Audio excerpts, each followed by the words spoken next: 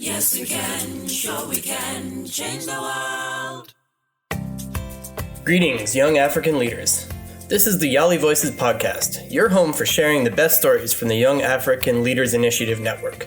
Before we get started, don't forget to subscribe to the podcast on iTunes and Google Play, and visit yali.state.gov to stay up to date on all things YALI. And if you like what we're doing here, take a moment to recommend us to all your friends. Please enjoy this special edition of the YALI Voices podcast featuring Marshall Dyton, CEO of Freelance Web Solutions Malawi. Marshall is a 2015 Mandela Washington Fellow, and today he is speaking with fellow Malawian Alfred Kankuzi, a mobile application developer and graphic designer, as part of the We Are YALI Malawi podcast series.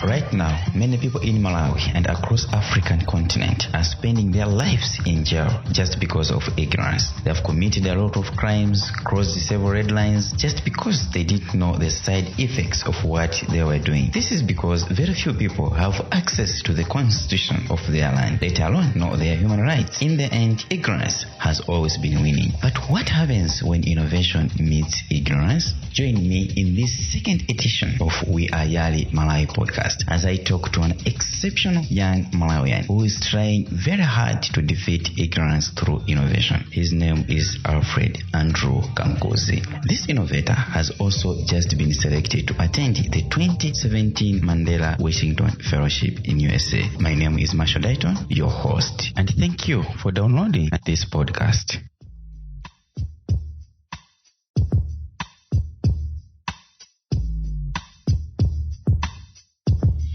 My name is Alfred Kankuzi. I'm an entrepreneur. Basically, what I do is I develop mobile applications. I develop web applications. I also design things related to health. That is in terms of infographics. But to those people who also need extra services, I do electronics also. So do you have a company or an organization, or you just do this on personal basis? I have a registered business known as Leonovics Engineers and Consultancy. This is where software development takes place. That is in terms of mobile applications, web applications, and the microcontroller programming. That is, we're able to come up with, electronics devices that we program them. We also have 3D designs where we do infographics and the graphic designing. So far, we have developed a couple of mobile applications ranging from health, health governance to entrepreneurship in terms of marketing. The first application in terms of marketing is known as Peza. Peza allows users to have access to unskilled laborers in Malawi. And the other application is Legal Wallet. Legal Wallet is a mobile app that connects ICT and governance. So it's like Legal Wallet solves perennial problems that we have in terms of governance in Malawi. Users are able to access the laws of Malawi, legal aid service providers, that is in terms of, law firms, NGOs. We also have short online legal services, that is in terms of gender-based violence, child rights, succession and inheritance, family, marriage, property. All those are available there. And the other application is known as Malawi Art App. Malawi Art App is trying to connect Malawians and I would say Malawian artists, trying to expose them. They exposing Malawian artists to the outside world. I'm interested in the Legal Wallet app because I understand that the issues to do governance itself are a big concern in our country. What made you to come up with this application? I discovered that one of the problems that people don't take it seriously is in terms of ICT and governance. I would say governance in short. When it comes to the issue of law, many people do suffer. Many people do not know what to do, and you find out that many people spend a lot and they become victims of circumstances. So it was because of these reasons that I had to sit down and think, okay, what is it that makes it difficult for people to have access to the laws? What is it that makes people difficult to understand the laws? Then I discovered that we have the language barrier. Many people are not interested in the law because the law is difficult to understand. It's only lawyers or someone who is in a regulated field that understands the law. So with the Legal Wallet, what I did was come up with a section known as summary section, where there is a summary of different sections, they are in a language that a layman can understand. Someone who hasn't done law, someone who is not in the legal field, has to get the concept of that particular section. And the other part is I'm taking advantage of, I would say, mobile phones. Many people do have mobile phones here in Malawi, meaning that if there are devices that people are close to are mobile phones, so it's like a second can't go without a person having access to a phone. I'm taking this I did take this advantage just because I know how people, they have transformed Bibles to put them in soft copies so that people can have a Bible app and do all those kind of things. So it's like with Legal Wallet, I took the very same technique, how to put all the laws in a mobile app, so that if when people are there like doing other things with their phone, they can have time to go through the very same laws and know about 2 to 3 things.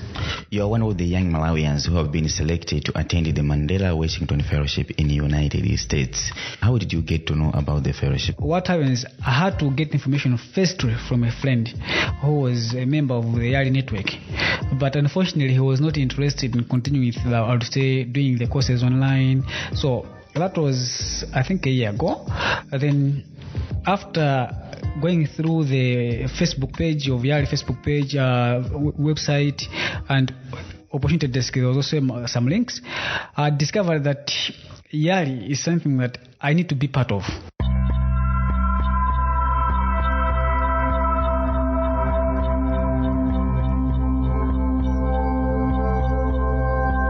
It's something that would shape my life. It would transform my life from one point to the other.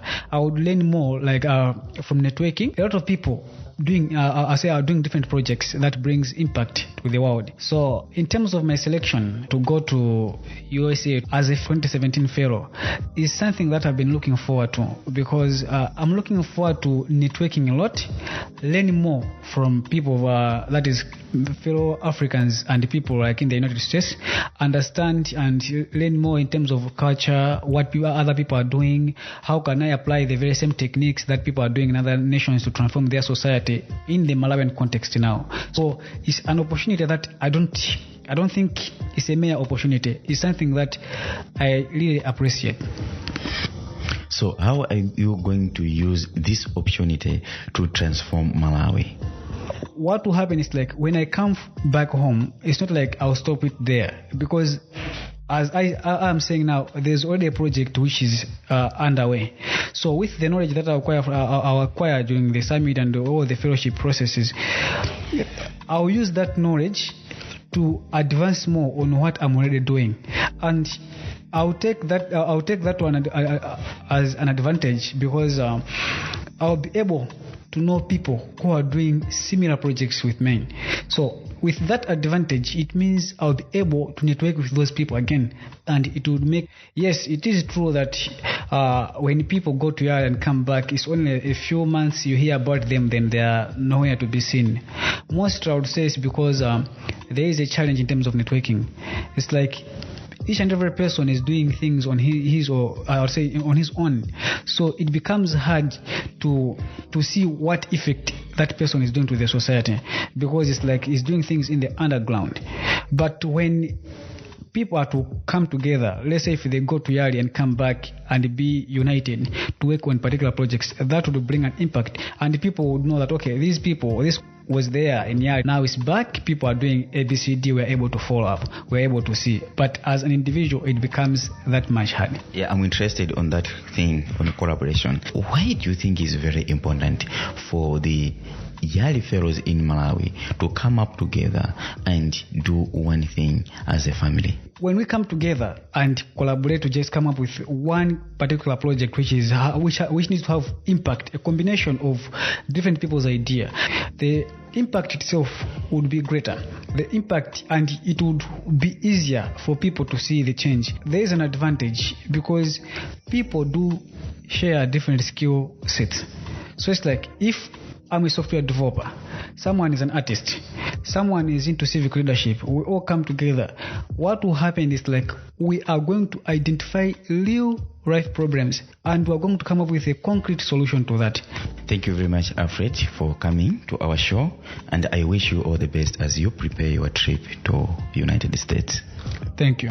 That was Alfred Kankuzi sharing with us more about him and what he loves doing as he prepares his memorable trip to USA. I hope we have all learned a lot from Alfred in this short interview. Until next time, I've been your host, Dyton.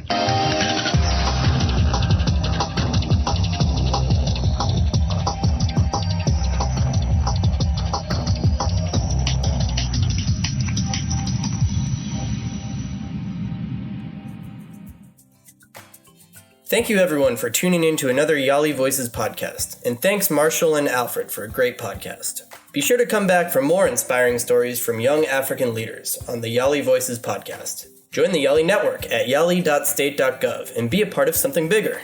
Our theme music is Go Happen by Grace Jerry and produced by her friends, the Presidential Precinct. The YALI Voices podcast is brought to you by the U.S. Department of State and is part of the Young African Leaders Initiative, which is funded by the U.S. government. Thanks, everyone.